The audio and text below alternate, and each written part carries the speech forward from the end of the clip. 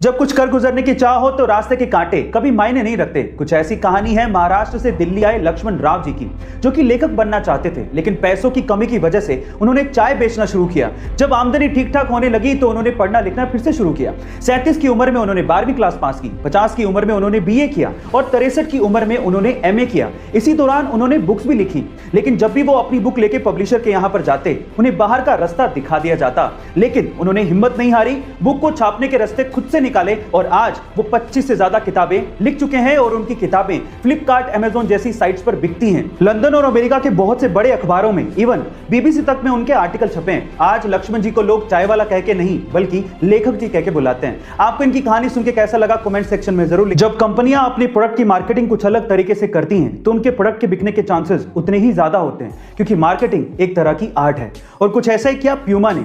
जब 1970 के football world cup में प्यूमा ने पेले को, जो कि फुटबॉल के महानतम खिलाड़ियों में से एक हैं, उन्हें ग्राउंड पे सिर्फ अपने जूतों के लेसेस बांधने के लिए $1,20,000 दिए, जो कि आज के लगभग 7 करोड़ रुपए होते हैं गाइस। क्योंकि प्यूमा ये जानती थी कि स्टार खिलाड़ी पेले जब अपने जूतों के लेसेस ग्राउंड पे बांधेंगे तो सारी दुनिया की नजर उनके जूतों पर जरूर जाएगी, और जब स्टार कुछ पहनता है तो उसको लोग खरीदते हैं और वो प्रोडक्ट अपने आप सुर्खियों में आ ही जाता है। योगा क्या सिर्फ भारत में ही पॉपुलर है? क्या सिर्फ हिंदू धर्म के लोग ही योगा को अपनाते हैं और उसे करते हैं? नहीं, अब ये अपनी सीमाएं लांघ चुका है, देश के हिसाब से भी और धर्म के हिसाब से भी।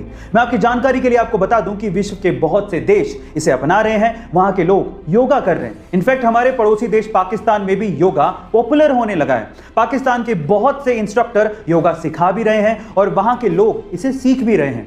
वहां के बहुत से पार्कों में आपको सुबह सुबह लोग योगा करते दिख जाएंगे। गाइस, कराची और लाहौर के लोग भी ये समझने लगे हैं कि अगर हमें कोरोना जैसी महामारी से बचना है और अपने आप को तंदुरुस्त रखना है तो योगा बहुत जरूरी है। इसे कभी किसी देश या धर्म से जोड़कर नहीं देखा जाना चाहिए। आपका इसके बारे में क्या विचार है कमेंट सेक्शन में जरूर लिखिएगा। बहुत से ऐसे आम लोग हैं जो कि अपने खुद के घर का सपना पूरा करना चाहते हैं, लेकिन एक तो प्रॉपर्टी के दाम और ऊपर से उस घर को बनाने का खर्चा, ये पैसा इतना ज्यादा होता है कि उसका सपना सपना ही रह जाता है।